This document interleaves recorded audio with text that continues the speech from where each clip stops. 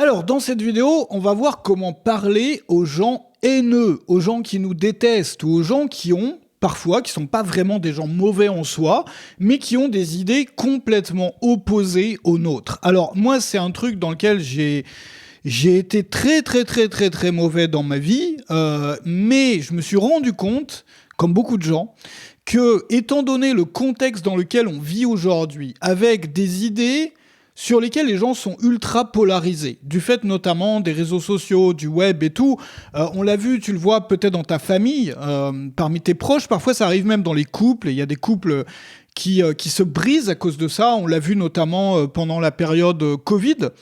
On le voit, on l'a vu notamment autour des élections présidentielles récemment. Il y a des couples même qui sont brisés à cause de ça, tellement les gens se sont... tu vois, il y a des groupes en fait qui ont des idées tellement opposées les uns avec les autres et pour qui parfois, et à juste titre, je vais en parler tout à l'heure, mais ça peut être une question de vie ou de mort, ces idées-là, que ça devient même difficile parfois de communiquer avec les gens qui peuvent être, non pas des ennemis, non pas des gens qui veulent aller venir brûler notre maison et tout, mais les gens qui sont même parfois les plus chers pour nous, nos proches, notre famille, parfois notre conjointe, notre conjoint, parfois même nos enfants, dans certains cas, les propres enfants d'un couple ont arrêté de leur parler ou se sont... Tu vois, à cause de ce genre de trucs, à cause finalement de débats qui ont commencé sur le web et qui... sur lequel les gens se sont tellement radicalisés sur le web. Alors, le problème, c'est quoi ? C'est que parfois, on a l'impression que si on arrive, et moi, c'est le problème que j'avais, c'est que si on arrive à avoir une conversation respectueuse, ça veut dire qu'on a perdu. Ça veut dire que on a sorti le drapeau blanc, tu vois. On a accepté qu'on avait tort, tu vois. Et donc, si j'ai raison, ça veut dire que je dois rester dans le combat avec cette personne-là. Il y a ce problème-là. Et il y a l'autre problème qui est qu'on se sent parfois, et à juste titre, attaqué ou agressé par une personne, quand effectivement cette personne est vraiment haineuse. Et on se sent tellement agressé, on se sent tellement violenté, on se sent tellement... c'est comme si, on venait envahir ton chez-toi intérieur, même qu'on venait détruire ta vie. Et parfois, cette personne-là, c'est même pas un haineux, ou c'est même pas... Si, ça peut être un haineux ou une haineuse, mais qui fait partie de ton cercle proche. Et ça entraîne des drames familiaux et tout. Donc, je pense qu'aujourd'hui, c'est super important d'apprendre à dealer avec ça. D'apprendre, parce que ça va devenir pire. Il faut pas se mettre un bandeau sur les yeux, il faut pas se cacher le truc. Il y a eu des énormes difficultés autour de ça pendant la période Covid. Je t'apprends rien, tu l'as vu, tu l'as peut-être vécu dans ta propre famille, mais c'est que le début. Toutes ces choses-là, elles sont en train d'empirer. Regarde, sur le plan politique, par exemple. Je sais pas si tu te rappelles, si t'es à mon âge, moi quand j'étais plus jeune, il y avait des gens de gauche, il y avait des gens de droite. Ils arrivaient, on savait que machin était de gauche, machin était de droite. Les gens, ils n'étaient pas d'accord, mais ils étaient capables, pas tous, mais la plupart, d'avoir un débat civil, respectueux. C'est-à-dire qu'on se respectait en tant que personne. C'était même intéressant d'avoir un débat. Et on n'était pas d'accord, c'est tout. Mais on n'allait pas se taper dessus, on n'allait pas briser notre famille, on n'allait pas, tu vois. Donc, même là-dessus, c'est devenu comme ça. Et aujourd'hui, il y a de plus en plus de sujets. C'est dû, en fait, à ce qui fait des clics. Le problème, c'est quoi ? Le problème fondamental, et dans cette vidéo, on va voir, je vais essayer de te donner des outils justement pour apprendre à vivre avec ça et pour apprendre à finalement cohabiter même ou même convaincre dans certains cas des personnes qui sont dans le camp opposé à toi ou des personnes simplement qui te haïssent pour des raisons qui sont que tu fais partie d'un groupe. Ça peut être un groupe de pensée, ça peut être un groupe minoritaire, ça peut être n'importe quoi, mais voilà, c'est un truc, toi t'as rien fait de mal, c'est juste qu'ils t'en veulent ces gens-là. Voilà, bon, et ils sont hyper hargneux, ils sont hyper agressifs, donc comment faire ? Donc ça, on va voir ça dans cette vidéo. Simplement, je voudrais déjà situer le contexte, et le contexte, il est lié aussi aux algorithmes. Notamment l'algorithme de Twitter, tel qu'il était, je sais pas comment ça va évoluer, mais bon, qui va chercher des gens qui se tapent dessus, mais parfois à une toute petite échelle, c'est-à-dire il y a 2-3 personnes qui se tapent dessus, l'algorithme va mesurer l'intensité du tapage dessus, tu vois, c'est-à-dire l'intensité de la violence verbale, et plus c'est violent, plus l'algorithme voit qu'il y a une opportunité pour que ça fasse du buzz, donc il va lâcher la viande aux chiens, en fait, c'est ça, il va lâcher la viande au peuple, il va prendre ce truc-là, cette dispute, et la montrer à un maximum de gens pour que tout le monde rentre dans l'arène, et tout le monde se frite, et tout le monde se tape dessus. Alors évidemment, ça aide pas à construire une société harmonieuse. Mais bon, qu'est-ce qu'on peut y faire à titre individuel ? Ce qu'on peut y faire, c'est justement ce que je vais te montrer dans cette vidéo. On ne pourra pas changer ça parce que ça marche, ça permet aux gens ça permet aux plateformes de rendre les gens encore plus accros à leur truc, parce que une fois que tu te sens attaqué, je sais pas si tu as remarqué, il faut que tu te sentes attaqué pour ces plateformes-là. C'est-à-dire qu'une fois que tu te sens attaqué, tu vas rester sur la plateforme pour te défendre. Tu vas rester au moins pour regarder ce que disent les gens. C'est-à-dire, tant que tu es en dehors d'un débat, tant que ça ne te concerne pas, t'as aucun intérêt d'aller sur une plateforme pour aller voir tout ce qu'on dit. Mais dès que tu es attaqué, dès que tu te sens visé, en tant que partie d'un groupe, soit de pensée, soit d'un groupe, peu importe, tu vas devenir accro au truc. Et le gros problème qu'on a aujourd'hui, c'est qu'il n'y a plus aucun sujet quasiment sur lequel on ne nous oblige pas à avoir une opinion. Je ne sais pas si tu as remarqué. Moi, avant les réseaux sociaux, je ne sais pas si c'est pareil pour toi, ou avant le web, avant tout ça, même si tu ne vas pas sur les réseaux sociaux, parce que ça implique tes amis, les gens avec qui tu discutes, qui eux vont sur les réseaux sociaux. Donc même si tu n'y vas pas, tu es impacté par ça. Et avant la période des réseaux sociaux, avant le web de zéro, on va dire, ce qu'on appelait le web de zéro à l'époque, moi, il y avait plein de sujets sur lesquels j'avais pas d'opinion et ça me posait pas de problème. Je sais pas si c'est pareil pour toi. Des trucs sur lesquels j'y connais rien. Premièrement, j'y connais rien au sujet. Et deuxièmement, c'est un sujet avec lequel j'ai rien à voir. Genre le truc dans ma vie n'a rien à voir avec ce sujet. Enfin, tu vois... je veux dire, j'ai rien à voir avec ça, quoi. Enfin, voilà, ça me concerne pas et j'y connais rien. Et sur tous ces sujets-là, j'avais pas d'opinion. Et aujourd'hui, je me rends compte que j'ai une opinion sur tout.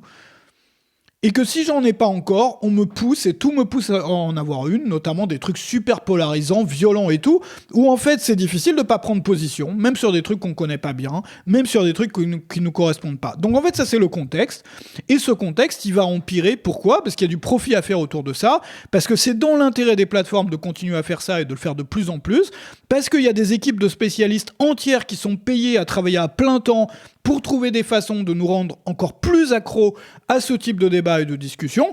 Pour toutes ces raisons-là, ça va devenir de pire en pire. Donc, comment on fait ? Première option, vivre dans une grotte ou dans un sous-sol ou dans une caverne. C'est pas une option viable pour tout le monde n'a pas envie de vivre tout nu dans la forêt. Moi, c'est pas mon cas. Deuxième solution, c'est d'apprendre à vivre avec ça. D'apprendre à avoir un comportement sain. C'est difficile, hein. Moi, je t'avoue que même...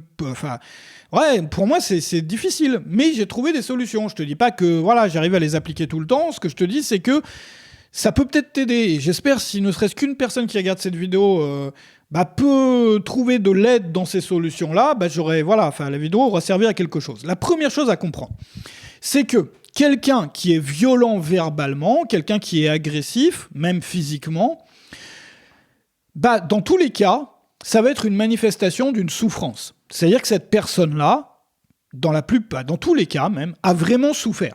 Et qu'on ne peut pas négliger sa souffrance. Je t'explique le truc. Prends l'un des sujets les plus polémiques du moment, là, ou l'un des sujets sur lequel toi t'es le plus remonté et tout. Bon. Et tu réfléchis à une personne en face de toi qui a l'opinion inverse. Dans la plupart des cas, voire dans tous les cas, cette personne-là a souffert d'une façon ou d'une autre. Parfois, elle n'a pas beaucoup souffert. Parfois, le seul degré de souffrance qu'elle a eu, c'est de s'être fait insulter sur les réseaux sociaux par les adversaires. Mais dans certains cas, les gens ont une vraie souffrance. Maintenant, quand tu souffres, tu as besoin... c'est le comportement finalement instinctif va être soit la fuite, soit l'attaque. Bon. Donc, beaucoup de gens vont se lancer dans l'attaque. On se sent attaqué... on se sent en danger, donc on va attaquer l'adversaire. Bon. Mais même si on n'est pas d'accord avec l'attaque ou avec la violence de l'attaque, on ne peut pas nier, dans la plupart des cas, qu'il y a eu une souffrance. Même quelqu'un qui a des opinions opposées aux nôtres, tu regardes en matière de, n'importe quoi, quelqu'un par exemple, prenons l'exemple du Covid. J'ai pas envie de prendre position dessus, c'est pas le but de cette vidéo, mais sur le sujet du Covid, tu sais comme moi, qu'il y a eu des débats violents, c'est pour le moins qu'on puisse dire sur ce sujet-là. Imagine par exemple quelqu'un qui s'est toujours fait maltraiter par le gouvernement ou par ce qu'il aura tendance à appeler le système, c'est-à-dire les gens qui ont plus de privilèges que lui. Bon. Il a un boulot de merde, il se fait insulter par son patron, il est sous-payé, il a une vie de merde, etc. Machin. Bon. Est-ce que cette personne-là, qui a donc souffert, cette personne-là a souffert des institutions. Les institutions l'ont fait souffrir. Le système, entre guillemets, a fait souffrir cette personne-là. Ça, on peut pas le nier. Maintenant, le fait que si toi, par exemple, tu n'es pas d'accord avec les positions de cette personne-là sur les mesures anti-Covid, cette personne-là, c'est normal de son point de vue que de ne pas faire confiance au gouvernement, par exemple. Cette personne-là a souffert, a une vraie souffrance. Tu n'as pas le droit, et personne n'a le droit de nier cette souffrance. Même si on n'est pas d'accord sur le Covid, sur ceci, sur cela. Quelqu'un, par exemple, qui s'est fait taper par les racailles à l'école, tu vois, il s'est fait martyriser, comme c'est le cas, il y a beaucoup de gens à qui ça arrive, où sa grand-mère, elle s'est fait tabasser une fois en rentrant de faire les courses. Bon. Cette personne-là a vécu une vraie souffrance. Maintenant, les opinions, qui peuvent être des opinions qui peuvent être même dégoûtantes et dégueulasses, que cette personne-là peut avoir dans certains cas, pas dans tous les cas, mais il y a certaines personnes qui vont aller dans des extrêmes pas possibles et tout, de jugement d'un groupe entier de la population. Voilà, ça peut arriver, ça arrive, il y en a plein. On peut... Tu vois, il y a ce que je veux te montrer par là, et tu peux prendre les opinions inverses à celles que je viens de te donner. Comment dire ? Je sais pas si j'exprime ça bien.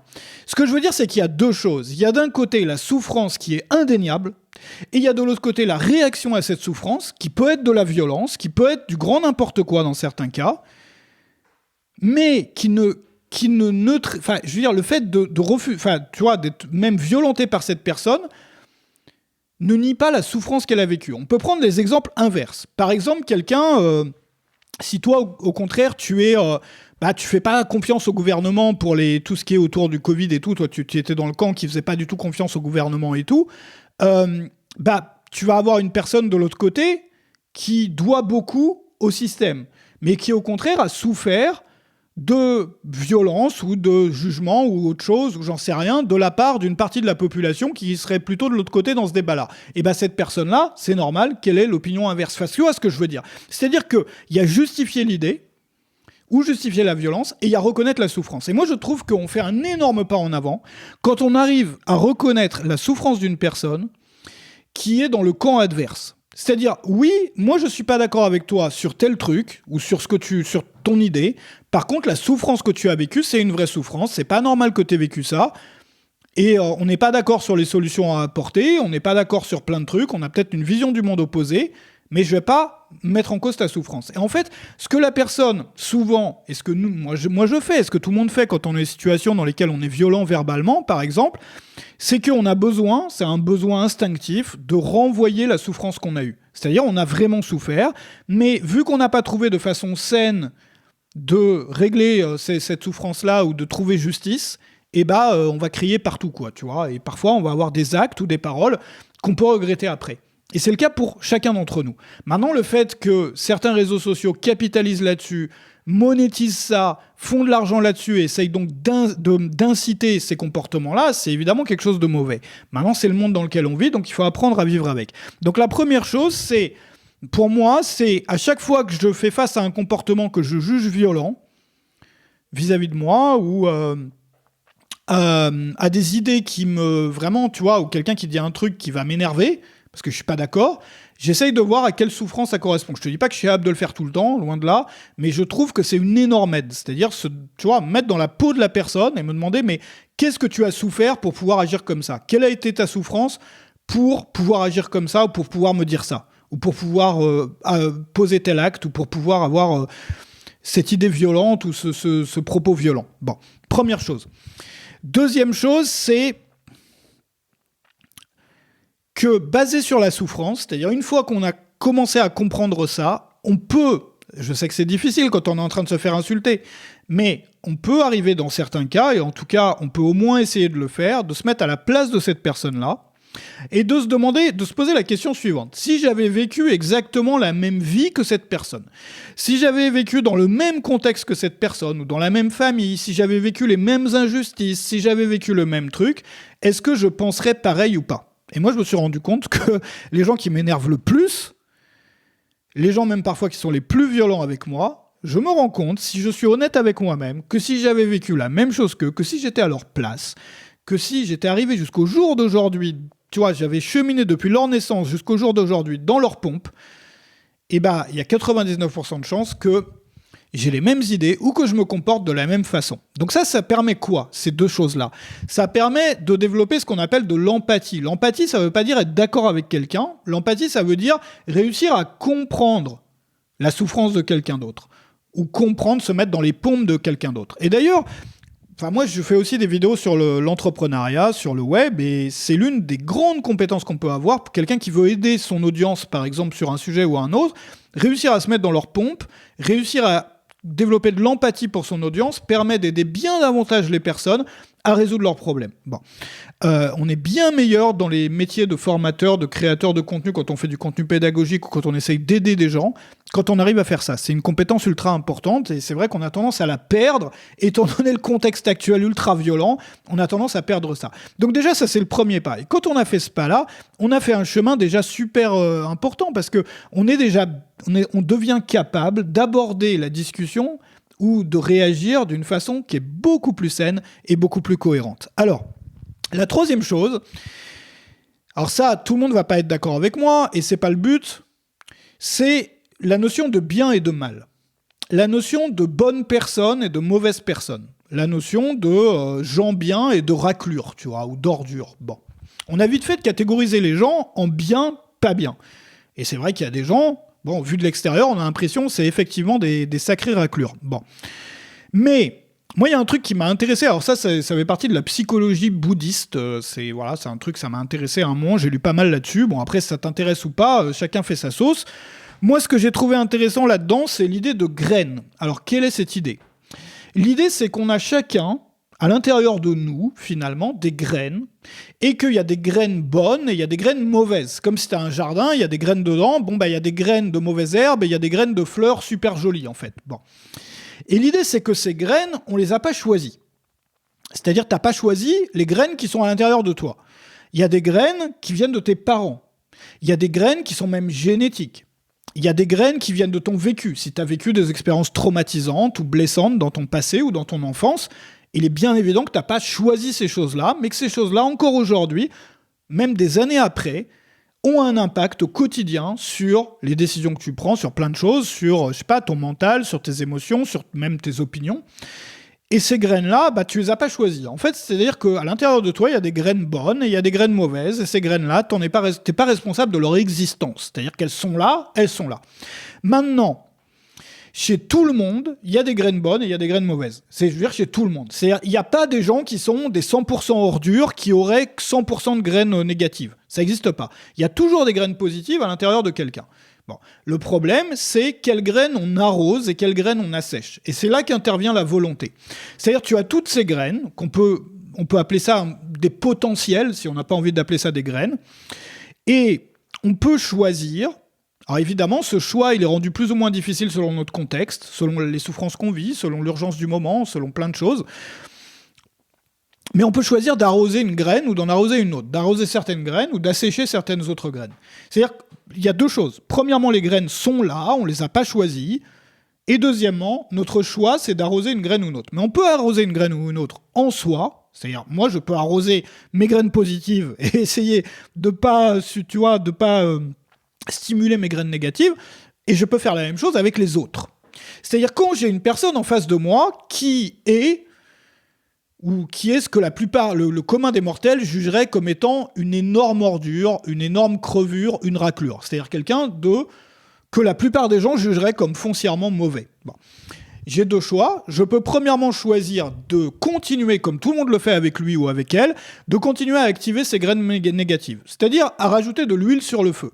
C'est-à-dire à rendre la violence pour la violence, l'agressivité par l'agressivité, à rentrer dans des débats sans fin, hargneux, agressifs. Et ce que je vais faire, c'est qu'en faisant ça, je vais renforcer ces graines négatives et je vais aider cette personne à devenir encore plus mauvaise. C'est ça que je vais faire en faisant ça. Et souvent, on s'en rend pas compte. Moi, je ne me suis pas rendu compte pendant la plupart de ma vie de ça. Alors que, si on voit cette personne et qu'on se dit, ouais, cette personne-là, c'est clair que les graines négatives, là, il y a eu de l'arrosage qui a été fait. C'est évident. Mais si je décidais d'essayer d'arroser au contraire ces graines positives, c'est-à-dire d'ignorer les graines négatives, de les assécher, c'est-à-dire je leur donne pas d'eau, je jette pas d'huile sur le feu, je laisse le truc mourir, c'est-à-dire voilà. Par contre, ce qui m'intéresse, c'est les graines positives dans cette personne. Et je vais essayer de voir ce que je peux faire avec ça. Alors évidemment, la première étape, c'est l'empathie, c'est super important, c'est pour ça que j'ai mis ça en premier. Tu peux pas faire ça si tu... Mais après, c'est un projet, c'est un exercice. Moi, je te dis pas que je suis un sage de la montagne et que j'arrive à faire ça avec tout le monde. Au contraire, j'ai du mal avec ça. Je te dis juste, peut-être que là, il y a un schéma qui est intéressant. Peut-être que là, il y a un truc qu'on peut explorer. Peut-être qu'il y a un truc qui peut changer beaucoup de choses. Et moi, je crois qu'on peut vraiment décider, alors c'est dur, et c'est effectivement injuste que ce soit à nous de faire l'effort alors que la personne en face de nous est violente, mais on peut faire l'effort de se dire, voilà, moi, les trucs négatifs, j'ignore, j'assèche, et je vais me concentrer sur le positif. Alors parfois, on n'en tirera rien, mais au moins, on n'aura pas renforcé le truc négatif. Parce qu'il faut voir qu'il y a une interconnexion entre tout ça. C'est-à-dire, quand je renforce les graines négatives chez une personne, même si je le fais parce que je sens que la situation est injuste, que cette personne vient m'agresser gratuitement, donc du coup, je vais lui dire d'aller se faire foutre, je vais rajouter de l'huile sur le feu, je vais devenir violent moi aussi. Cette personne-là, je vais renforcer la violence à l'intérieur d'elle, et il y a une autre personne, ou plusieurs autres personnes, qui vont devenir victimes de ça. C'est-à-dire que j'ai arrosé un truc, et la personne, elle va devenir encore plus violente, plus agressive la prochaine fois qu'elle va discuter avec quelqu'un d'autre, qui est dans le même cas que moi. C'est-à-dire que j'ai juste mis de l'huile sur le feu. Il faut se rendre compte que les débats, par exemple, les débats sont complètement stériles. Les débats du type de ceux qu'on voit sur YouTube ou les débats politiques, tu sais très bien, enfin on n'a jamais vu deux politiciens qui font un débat télévisé et puis à la fin un politicien dit ah bah ouais vous m'avez convaincu, je rejoins votre parti, moi j'avais tort, vous aviez raison, désolé, désolé, je rejoins ton parti, voilà j'avais tort. Ça arrive jamais. Au contraire, un débat qu'est-ce qu'il fait ? Un débat n'est pas fait pour convaincre, jamais. Un débat il est fait pour renforcer, en tout cas c'est l'effet qu'il a, c'est qu'il va renforcer la position, ou il va radicaliser la position des personnes qui sont déjà convaincues. C'est-à-dire que tu vas te prendre des arguments dans la face de l'opposant, et donc du coup tu vas renforcer tes convictions, tu vas encore devenir plus agressif, etc. etc. On convainc au contraire des personnes, même pas sur le plan des idées, la plupart du temps. Ça c'est un truc pour une autre vidéo. Mais justement, si on arrive à avoir à accueillir une personne ou à être humain avec elle, ou chaleureux ou quoi, souvent, elle va se dire, voilà, cette personne, c'est une personne bonne, donc du coup, ses idées doivent faire sens, tu vois, où tu te sens comme faisant partie d'un groupe dans lequel tu t'es senti accueilli, bah, ça va être facile pour toi de te dire que les idées de ce groupe-là sont probablement valides, bien plus que si je venais avec de l'agressivité et essayer de démonter tous tes arguments. Et donc, par là, je veux te montrer que dans un débat violent, tel que ceux qu'on peut voir beaucoup sur le web, sur les réseaux sociaux, très souvent, le seul résultat, c'est qu'on va renforcer la violence chez l'adversaire. Parce qu'on va arroser ces graines négatives, et donc du coup, ça va avoir un impact, une fois qu'il aura arrêté, elle aura arrêté de parler avec nous, sur d'autres personnes qui sont dans notre cas. C'est-à-dire qu'on va auto-victimiser notre propre camp. Tu vois l'ampleur du truc ou pas ? C'est-à-dire qu'en étant agressif avec cette personne, j'auto-victimise, c'est-à-dire je fais du mal à mon propre camp, parce que cette personne-là, lorsqu'elle aura affaire à quelqu'un qui fait partie du même groupe que moi ou qui a les mêmes idées que moi, elle va être encore plus violente parce que j'aurais ajouté de l'eau, j'aurais arrosé ces graines de violence et d'agressivité.